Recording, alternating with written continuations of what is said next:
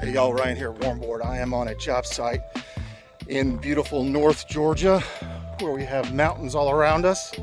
And today we are starting to lay down Warmboard-S sub 4. There's a few things that I like to point out to every framing crew. I'm going to show you some examples here in this video. Take a look. First, every area has a pull point. That's your starting location, and it's clearly called out on the shop drawings provided by Warmboard, as you can see here. You'll start there, usually with a full sheet, and then everything falls into place from that one start point.